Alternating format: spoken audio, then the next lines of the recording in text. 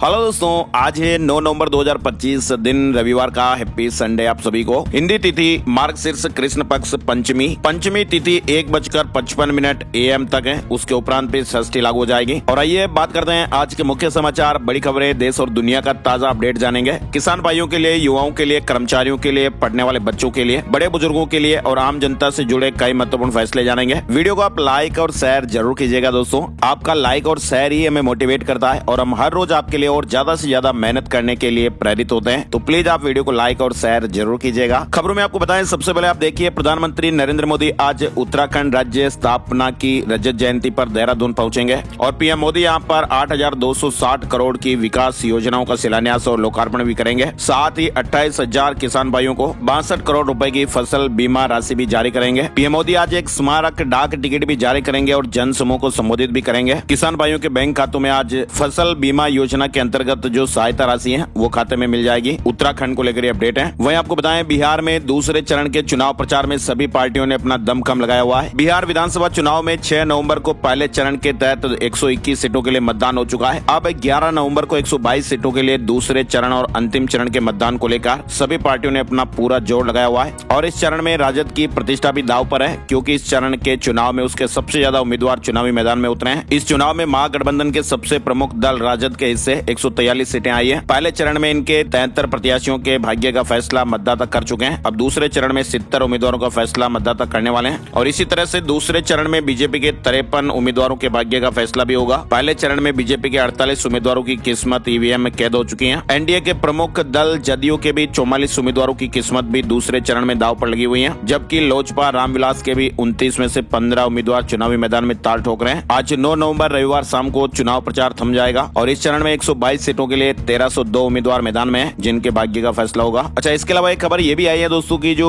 चुनावी आंकड़े हैं पहले चरण के, वो थोड़े अपडेट हुए हैं। बिहार विधानसभा चुनाव के पहले चरण में 65.08% का ऐतिहासिक मतदान दर्ज किया गया है। चुनाव आयोग ने फाइनल आंकड़ा जारी किया। चुनाव आयोग ने शनिवार को ये जानकारी दी और बताया कि पहले चरण में 65.08% मतदान हुआ है। प्रवासी मजदूर और युवाओं की भी हिस्सेदारी बढ़ी है। इसके अलावा तेज प्रताप को Y+ सुरक्षा मिली है। लालू प्रसाद यादव के बड़े बेटे और जनशक्ति जनता दल के राष्ट्रीय अध्यक्ष तेज प्रताप यादव को Y+ कैटेगरी की सुरक्षा प्रदान की गई है। गृह मंत्रालय के आदेश के बाद अब सीआरपीएफ की विशेष सुरक्षा घेरे में तेज प्रताप रहेंगे। वहीं जहानाबाद विधानसभा क्षेत्र के गोसी स्थित श्री बीघा गांव के खेल मैदान में राष्ट्रीय जनता दल आरजेडी नेता तेजस्वी यादव ने भी एक जनसभा को संबोधित किया। उन्होंने कहा कि उम्र हमारी कच्ची है लेकिन जुबान हमारी पक्की है। तेजस्वी यादव ने जहानाबाद में जनसभा को संबोधित किया। महागठबंधन उम्मीदवार राहुल शर्मा के लिए वोट मांगे। खबरों में आगे बढ़ते हैं, लेकिन इससे पहले एक विदेशी बड़ी खबर। तूफान मेलिसा ने कैरेबियाई क्षेत्र में कम से कम 75 लोगों की जानें ले ली हैं और करीब 50 लाख लोग इस तूफान से प्रभावित हो गए हैं। तूफान मेलिसा के कारण क्यूबा, हेती और जमैका में अब तक 75 लोगों की जानें जा चुकी हैं। करीब 50 लाख लोग प्रभावित हुए हैं। 7,70,000 से अधिक लोग अपना घर छोड़ने के लिए मजबूर हो गए। इसके अलावा आप देखिए, 14 साल से कम उम्र की लड़कियों को फ्री में कैंसर की वैक्सीन लगाई जाएगी।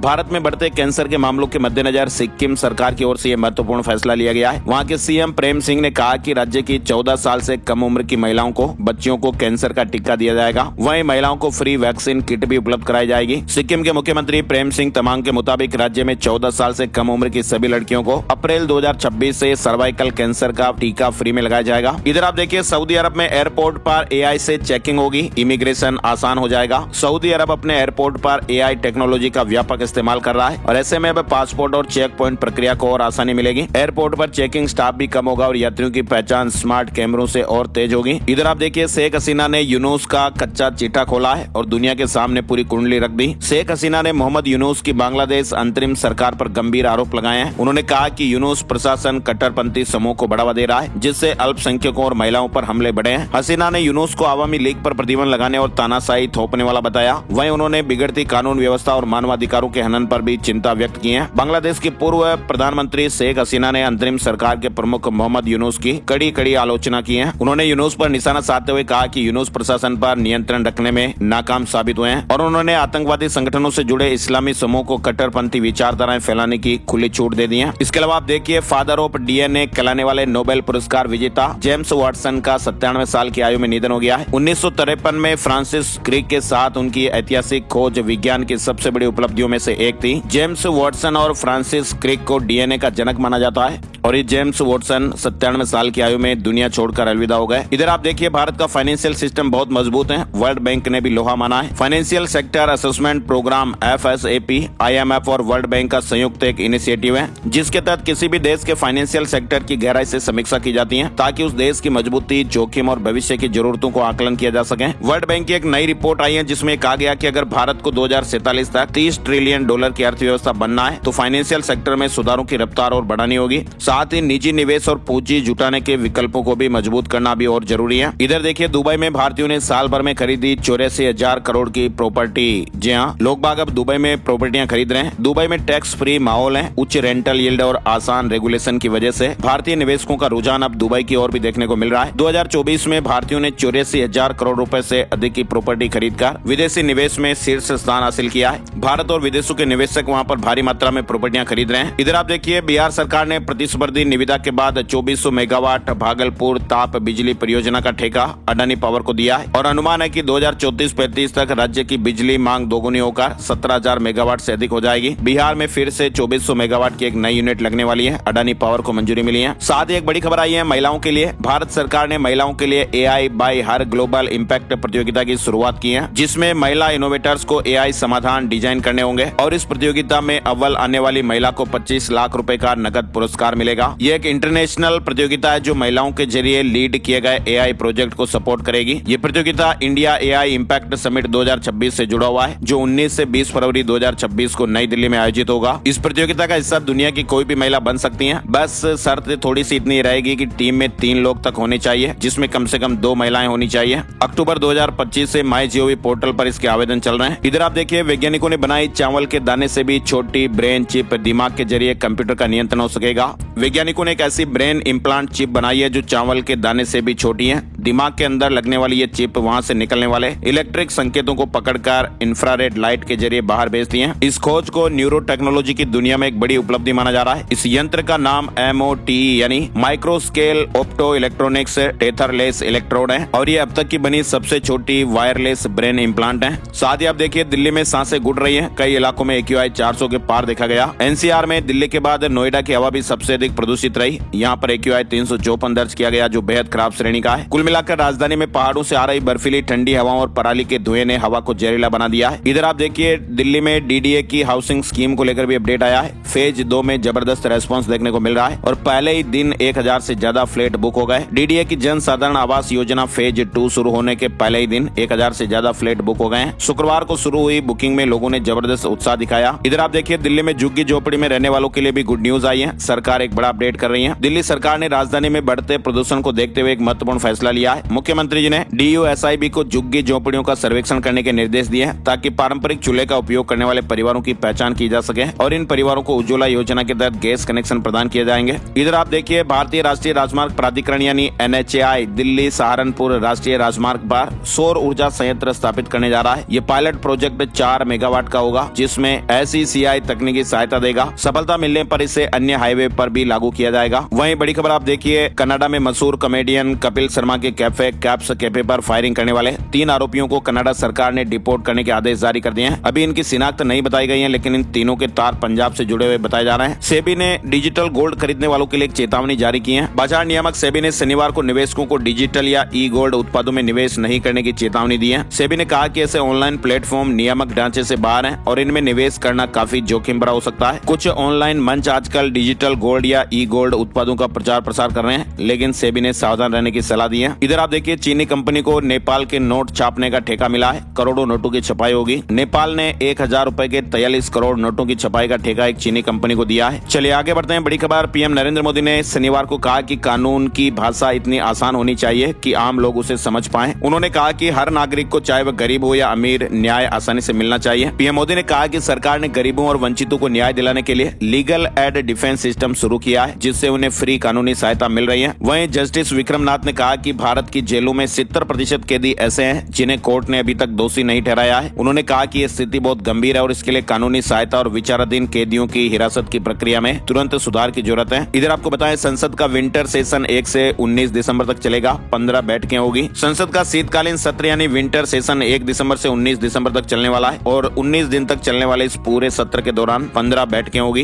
केंद्रीय संसदीय कार्य मंत्री किरेन रिजिजू ने शनिवार को सोशल मीडिया प्लेटफॉर्म X पर इसकी जानकारी दी है। साथ ही आप देखिए, पीएम मोदी को आशीर्वाद देने हरिद्वार से पहुंचेंगे साधु संत। पीएम मोदी आज 9 नवंबर को रजत जयंती के उत्सव के अवसर पर देहरादून पहुंच रहे हैं और विशाल जनसभा को भी संबोधित करेंगे। पीएम मोदी के कार्यक्रम में हरिद्वार से सभी 13 अखाड़ों और बड़े मठ मंदिरों के साधु संतों को भी निमंत्रण दिया गया है। साधु संतों के लिए कार्यक्रम में अलग बैठने की व्यवस्थाएं भी की गई है। बीजेपी के लगभग 40,000 कार्यकर्ता हरिद्वार से देहरादून के लिए आ रहे हैं। हरिद्वार के सभी 13 अखाड़ों और बड़े मठ मंदिरों के साधु संत कार्यक्रम में शामिल होंगे और प्रधानमंत्री नरेंद्र मोदी को अपना आशीर्वाद देंगे। साधु संत इस दौरे को लेकर बेहद प्रसन्न है और उनके लिए कार्यक्रम में अलग बैठने की पूरी व्यवस्थाएं की गई हैं। कार्यक्रम में सुरक्षा के भी पुख्ता इंतजाम किए गए हैं। बिना पास के किसी को भी प्रवेश की अनुमति नहीं दी जाएगी। इधर आप देखिए, बंगाल में 3 करोड़ से ज्यादा SIR फॉर्म बटे हैं। देश के 12 राज्यों और केंद्र शासित प्रदेशों में वोटर लिस्ट का रिवीजन यानी SIR 4 नवंबर से शुरू हो चुका है। पश्चिम बंगाल में विरोध के बावजूद भी बूथ लेवल अधिकारियों ने 3 करोड़ से ज्यादा फॉर्म बांट दिए हैं। इसके अलावा आपको बताएं, तमिलनाडु सरकार की याचिका में पूरे देश में SIR प्रक्रिया शुरू करने को चुनौती भी दी गई है। दिल्ली के बाद काठमांडू एयरपोर्ट पर तकनीकी खराबी आ गई। शाम 5:30 बजे उड़ानें रोक दी गई। नेपाल की राजधानी काठमांडू के त्रिभुवन इंटरनेशनल एयरपोर्ट पर शनिवार को तकनीकी खराबी आ जाने के कारण सभी घरेलू और अंतर्राष्ट्रीय उड़ानों पर रोक लगा दी गई। एयरपोर्ट के प्रवक्ता ने बताया कि रनवे की लाइटिंग सिस्टम में दिक्कतें आ गई। इधर आप देखिए, दिल्ली एयरपोर्ट पर टल सकती थी तकनीकी गड़बड़ी की घटना।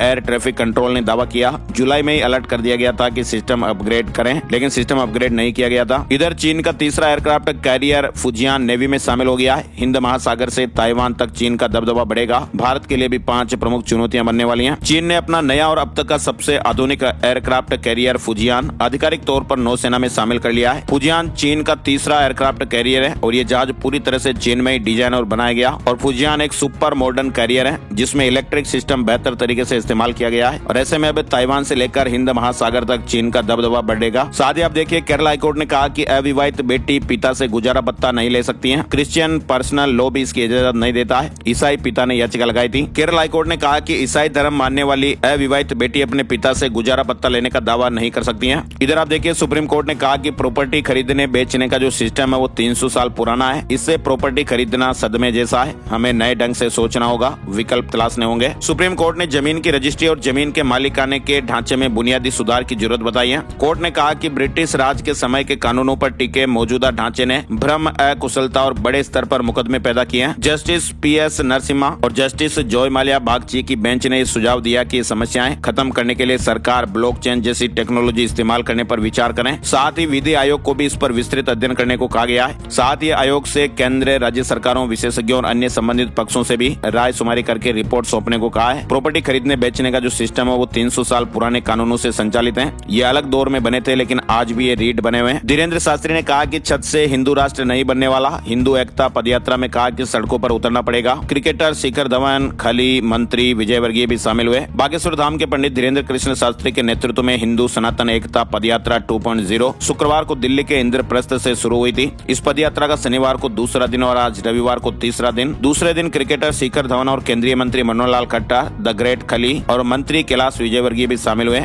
शाम को यात्रा करीब 15 किलोमीटर चलकर फरीदाबाद में विश्राम किया गया। इधर आप देखिए, राजस्थान के जैसलमेर में सेना की मिसाइल टारगेट से चूक गई और गांव से 500 मीटर पहले गिरी। तेज धमाके से वहां दहशत सा माहौल हो गया। सैन्य अभ्यास के दौरान ये घटना हुई। हालांकि कोई जनहानि नहीं हुई है। इधर ठंड ने इंदौर में 25 साल तो भोपाल में 10 साल का रिकॉर्ड तोड़ दिया है। नवंबर की शुरुआत में ही 2 शहरों में पारा 10 डिग्री से कम रहा। कुल मिलाकर ये तो तय है दोस्तों कि मध्य प्रदेश में भी इस बार कड़ाके की ठंड पड़ेगी। पहाड़ी राज्यों में बर्फबारी से नवंबर के पहले सप्ताह में ही मध्य प्रदेश ठिठुरने लग गया है। शुक्रवार शनिवार की रात में कई शहरों में रिकॉर्ड ठंड पड़ी। इंदौर में पिछले 25 साल में नवंबर में इतनी सर्दी कभी नहीं पड़ी। यहाँ पर नवंबर की ठंड का ओवरऑल रिकॉर्ड 1938 का है, जब पारा 5.6 डिग्री पर पहुंचा था। इधर राजस्थान में भी 2 दिन में पारा 10 डिग्री गिर गया। कुल मिलाकर वेस्टर्न डिस्टर्बेंस से उत्तर भारत के राज्यों जम्मू कश्मीर, लद्दाख, हिमाचल प्रदेश, उत्तराखंड में हुई बर्फबारी ने मैदानी राज्यों में सर्दी को तेज कर दिया है। बड़ी खबर छत्तीसगढ़ से आ रही है। छत्तीसगढ़ में बिना ट्रेड लाइसेंस के दुकान नहीं चला पाएंगे। गुमटी से लेकर मॉल तक की दुकानें शामिल होगी। 10 से 30 हजार रूपए सालाना लगेंगे। 192 निकायों में नियम लागू हो गया है। यानी छत्तीसगढ़ में अब गुमटी से लेकर मॉल तक की दुकानों को ट्रेड लाइसेंस लेना जरूरी होगा, अनिवार्य कर दिया गया है। और शुक्रवार को राजपत्र में इसकी अधिसूचना भी जारी कर दी गई। अगर कोई ये लाइसेंस नहीं लेता है तो वह दुकान नहीं चला पाएगा। नगरीय प्रशासन विभाग ने छत्तीसगढ़ में 192 निकायों में ये ट्रेड लाइसेंस का नियम लागू कर दिया है। साथ ही आपको बताएं, छत्तीसगढ़ में मुख्यमंत्री विष्णुदेव साय की अध्यक्षता में 14 नवंबर 2025 को शुक्रवार को नवा रायपुर में राज्य मंत्रिपरिषद यानी कैबिनेट की बैठक होगी। झारखंड झारखंड के लीगल सिस्टम को एआई से लेस करेगा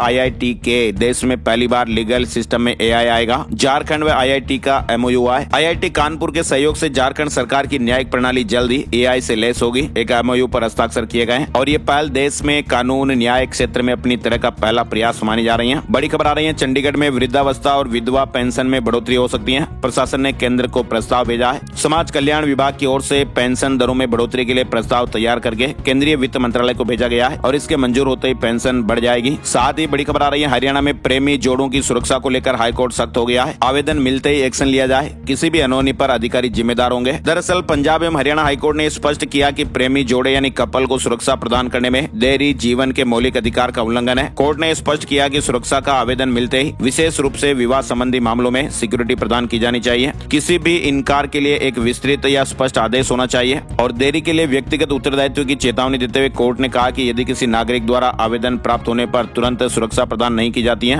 और कोई अप्रिय घटना घटित हो जाती है तो इसके लिए उत्तरदायी ठहराए जाएंगे। चंडीगढ़ में 5 स्टार होटल से एक दुल्हन का पर्स चोरी हो गया। सूट बूट में चोर आए। आप देखिए, हर रोज नई नई घटनाएं, नए नए अपडेट आपको देखने को मिलते हैं। कल चोरों ने वेटर का रूप धारण किया था और आज ये खबर आई है जिसमें चोरों ने सूट बूट में एकदम प्रोफेशनल ड्रेस में दुल्हन का पर्स ही चोरी कर लिया। 15 तोले सोने की ज्वेलरी उसमें थी। इधर आप देखिए, पंजाब में 10वीं की छात्राओं का साइकोमेट्रिक टेस्ट प्रोसेस शुरू। पंजाब में सरकारी स्कूलों में पढ़ने वाली 10वीं के स्टूडेंट्स के साइकोमेट्रिक टेस्ट करवाने की प्रक्रिया शिक्षा विभाग ने शुरू कर दी है। शिक्षा विभाग ने जिला स्तर पर उन कंपनियों से प्रपोजल मांगे हैं जो साइकोमेट्रिक टेस्ट करती हैं। वहीं कंपनियां अपना प्रपोजल दे सकेगी जिनके पास इस टेस्ट को करने का लाइसेंस है। यानी विभाग का यह मकसद है कि 10वीं की स्टूडेंट के दिमाग का आकलन करना ताकि उनकी योग्यता के हिसाब से उन्हें आगे कैरियर से संबंधित गाइडेंस मिल सके। इधर हरियाणा में भी कप सिरप को लेकर चेतावनी। जांच में डाईएथिलीन ग्लाइकोल मिला, ज्यादा मात्रा में लेने से जान जा सकती है। फिलहाल बिक्री पर रोक लगाई गई है। वहीं दलाई लामा ने विजिट धर्मशाला.com लॉन्च की। कांगड़ा पर्यटन को डिजिटल पहचान मिलेगी। एक ही क्लिक पर पर्यटन स्थलों का ब्यौरा भी मिलेगा। हिमाचल प्रदेश के कांगड़ा जिले को डिजिटल दुनिया में नई पहचान मिली है। परम पावन दलाई लामा ने धर्मशाला होटल एंड रेस्टोरेंट एसोसिएशन की आधिकारिक पर्यटन वेबसाइट विजिट धर्मशाला.com का शुभारंभ किया। उत्तराखंड आंदोलनकारियों के लिए सरकार ने 7 बड़ी घोषणाएं की हैं। सीएम ने आंदोलनकारियों के लिए 7 बड़ी घोषणाएं की जिसके तहत अब आंदोलनकारियों को पहले से ज्यादा पेंशन मिलेगी। आंदोलनकारियों के लिए 7 बड़ी घोषणाएं आप स्क्रीन पर भी देख सकते हैं। राज्य आंदोलन के दौरान जेल गए या फिर घायल आंदोलनकारियों की पेंशन 1000 रूपए बढ़ाकर 7000 रूपए कर दी गई है। इसके अलावा आश्रितों की पेंशन भी बढ़ाई गई है। 2500 रूपए से 5500 रूपए हर महीने की गई। वहीं बड़ी खबर आपको बताते हैं, नौकरी बदलने पर अब ईपीएफ ट्रांसफर के लिए फॉर्म भरने या इंतजार करने की जरूरत नहीं होगी। ईपीएफओ ने अब ऑटोमेटिक ट्रांसफर सिस्टम को शुरू कर दिया है। ईपीएफ बैलेंस ट्रांसफर सिस्टम काम कैसे करेगा, ये नया सिस्टम है। ये जानकारी भी आप यहाँ पर देख सकते हैं और कर्मचारियों को इसमें 5 बड़े फायदे मिलेंगे। टाइम की बचत होगी, कोई डॉक्यूमेंट अपलोड नहीं होगा, ऑटो प्रोसेस होगा।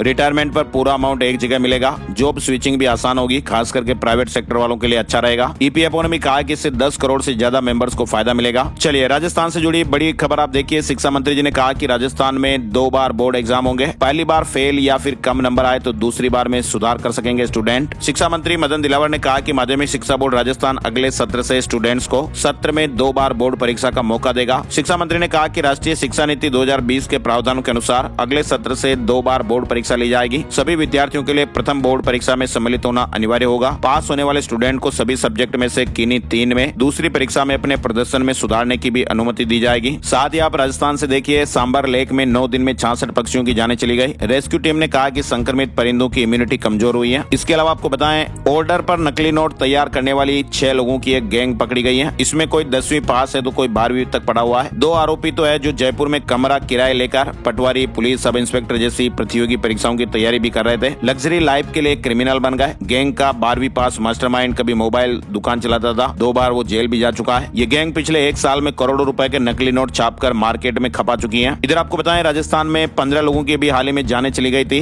अब सुप्रीम कोर्ट ने इस मामले में स्वतः संज्ञान लिया है। राजस्थान के फलोदी जिले के मतोड़ा में 2 नवंबर को एक भीषण सड़क हादसा हुआ था और इस मामले में सुप्रीम कोर्ट ने स्वतः ही स्वप्रेरणा से संज्ञान लेते हुए एक जनहित याचिका PIL दर्ज की है। फलोदी में ट्रक से टकराया था टेम्पो ट्रेवलर, अभी हाल ही में घटना हुई थी। साथ ही आप देखिए, श्रीगंगानगर में 30 बीघा में अश्व मेला, देश भर से 500 घोड़े आए हैं। चेतक की नस्ल का विराट भी पहुंचा है। घुड़ दौड़ और डांस प्रतियोगिता यहाँ पर 11 तारीख को होगी। श्रीगंगानगर में 23वां अश्व मेला शुरू हो चुका है। सूरतगढ़ पदमपुर बाईपास पर महाराणा प्रताप अश्व पालक समिति की ओर से इसका आयोजन किया जा रहा है। राजस्थान के भरतपुर में ड्यूटी से लौटे कांस्टेबल की हार्ट अटैक से जान चली गई। वे रात को खाना खाकर सोए थे। इसके अलावा आप देखिए, राजस्थान में राज्य सरकार 4 से 18 नवंबर तक प्रदेश व्यापी 15 दिवसीय सड़क सुरक्षा अभियान चला रही है और इस अभियान के तहत जो भी लोग लापरवाहियां कर रहे हैं उन पर कार्रवाई भी हो रही है। शराब पीकर वाहन चलाने पर 2949 लोगों पर कार्रवाई हुई। 163 ड्राइविंग लाइसेंस भी निरस्त किए गए। साथ ही आपको बताएं, राजस्थान लोक सेवा आयोग द्वारा आज उप निरीक्षक दूरसंचार गृह विभाग परीक्षा 2024 का आयोजन आज 9 नवंबर को होगा। ये परीक्षा आज 5 संभागीय मुख्यालयों अजमेर, जयपुर, जोधपुर, उदयपुर और बीकानेर में आयोजित की जाएगी। अजमेर दरगाह का उर्स 16 दिसंबर से प्रशासन अलर्ट पर है। विश्व प्रसिद्ध ख्वाजा मोइनुद्दीन चिश्ती का 814वां उर्स को लेकर जिला प्रशासन अलर्ट मोड पर है, तैयारियां की जा रही हैं। इसके अलावा देखिए आप, जयपुर में all India inter club sports carnival की शुरुआत हुई। खेलों के महाकुंभ में उतरे देश भर के 600 खिलाड़ी। गुलाबी नगरी जयपुर में शुक्रवार को all India inter club sports carnival का रंगारंग आगाज हो गया। साथ ही आप देखिए, जयपुर कमिश्नरेट में लागू होगा लेन ड्राइविंग सिस्टम। ITMS कैमरे निगरानी करेंगे, मोबाइल पर ऑटोमेटिक चालान भी पहुंचेगा। जयपुर कमिश्नरेट में लेन ड्राइविंग सिस्टम सोमवार से लागू हो जाएगा। इसके पीछे जयपुर दिल्ली नेशनल हाईवे पर ट्रैफिक व्यवस्था को सुधारने और रोड एक्सीडेंट्स पर अंकुश लगाना है। ये व्यवस्था NH 48 पर दौलतपुरा से बगरू तक शुरू की जाएगी। चंदबाजी से शाहजहांपुरा के बीच पहले से लागू इस सिस्टम को अब जयपुर कमिश्नरेट क्षेत्र में भी शुरू किया जाएगा। वहीं बड़ी खबर आ रही, मध्य प्रदेश लोक सेवा आयोग ने राज्य सेवा परीक्षा 2023 का फाइनल परिणाम घोषित कर दिया है। पन्ना के अजीत मिश्रा ने टॉप किया है। इधर मंदसौर मास्टर प्लान 2041 पर विशेष बैठक, सांसदों, जनप्रतिनिधियों और अधिकारियों ने शहर के सुनियोजित विकास पर विस्तृत चर्चा की है। साथ ही आप देखिए, IRCTC ने भारत गौरव पर्यटन ट्रेन का एक नया टूर शेड्यूल जारी किया है। ये ट्रेन पूरी, गंगासागर, अयोध्या के साथ ही बाबा बैद्यनाथ ज्योतिर्लिंग और काशी विश्वनाथ यात्रा के दर्शन कराएगी। ये ट्रेन 4 जनवरी 2026 को इंदौर से रवाना होगी, जिसमें यात्री देश के प्रमुख तीर्थ स्थलों के दर्शन एक साथ कर पाएंगे। और डिटेल आप यहाँ पर देख सकते हैं, IRCTC की वेबसाइट पर भी आपको उसकी डिटेल मिल जाएगी। अन्ना और एम्स में बनेगा मध्य प्रदेश का पहला सेंट्रलाइज्ड कैंसर ब्लॉक। 2026 से गामा नाइफ और PET CT स्कैन से इलाज होगा। मध्य प्रदेश में कैंसर मरीजों के लिए एम्स में प्रदेश का पहला सेंट्रलाइज्ड कैंसर ब्लॉक तैयार किया जा रहा है और ये 2026 तक शुरू हो जाएगा। भोपाल से जुड़ी ये बड़ी खबर है। इधर छिंदवाड़ा में बकाया बिजली बिल वालों को राहत मिलेगी। 1,16,000 उपभोक्ताओं को 100% तक पेनल्टी माफी का मौका मिल रहा है। उत्तर प्रदेश से बड़ी खबर देखिए आप, किसान भाइयों की फार्मर रजिस्ट्री 15 नवंबर तक अनिवार्य है। गाजीपुर में प्रधानमंत्री किसान सम्मान निधि के लाभार्थियों के लिए फार्मर रजिस्ट्री अनिवार्य कर दी गई है। साथ ही उत्तर प्रदेश से एक बड़ी खबर देखिए आप, उप मुख्यमंत्री ब्रजेश पाठक ने शनिवार को नर्सिंग कर्मचारियों के लिए कई बड़ी घोषणाएं की है, सौगातें दी है। नर्सिंग कर्मचारियों की प्रोन्नति और उन्हें गृह जिले में तैनाती का भी ऐलान किया। उत्तर प्रदेश में नर्सिंग कर्मियों को डिप्टी CM ने बड़ा तोहफा दिया है। अब गृह जिले में तैनाती होगी, प्रमोशन के बाद भी बदलाव नहीं होगा। इधर आप देखिए, उत्तर प्रदेश में आगामी पंचायती चुनावों को शांतिपूर्वक कराने के लिए पुलिस प्रशासन भी सतर्क है। पिछले चुनाव में गड़बड़ी करने वाले 35,569 पूर्व प्रत्याशियों पर पुलिस की नजर है। इनका आपराधिक इतिहास भी खंगाला जा रहा है। चुनाव प्रक्रिया को बाधित करने वालों पर कड़ी नजर रखी जा रही है। गुरुग्राम से जुड़ी एक बड़ी खबर आ रही है। गुरुग्राम के सेक्टर 72 में GMDA ने एक नया बूस्टिंग स्टेशन बनाया और ऐसे में नए गुरुग्राम के 6 सेक्टरों को पानी मिलेगा। अब इस सरकारी नल से पेयजल की आपूर्ति होगी। नाबार्ड में असिस्टेंट मैनेजर के पदों पर भर्ती का मौका चल रहा है। और अब चलते चलते एक नजर आज का राशिफल भी जान लेते हैं। आज 9 नवंबर रविवार को मेष राशि के सरकारी नौकरी पेशा लोगों को महत्वपूर्ण अधिकार मिल सकते हैं। वृष राशि के लोगों को अपना फंसा हुआ पैसा वापस मिल सकता है। सिंह राशि वालों को प्रमोशन की खबर मिल सकती है। कन्या राशि के लोग नया काम शुरू कर सकते हैं। मकर राशि वालों की प्रॉपर्टी के खरीदी बिक्री के रुके हुए काम पूरे हो सकते हैं। मीन राशि के लोगों को अचानक फायदा मिल सकता है और प्रॉपर्टी की बहुत अच्छी डील भी होने की संभावनाएं बन रही है। और इसके अलावा बाकी राशियों पर सितारों का मिला जुला असर रहेगा। आज के मुख्य समाचार में फिलहाल बस इतनी ही खबरें। वीडियो आपको कैसा लगा कमेंट करके जरूर बताइएगा। वीडियो को आप लाइक और शेयर भी जरूर कर दीजिएगा। एक और नई जानकारी और अपडेट वीडियो में फिर मिलते हैं, तब तक के लिए जय हिंद, जय भारत, वंदे मातरम।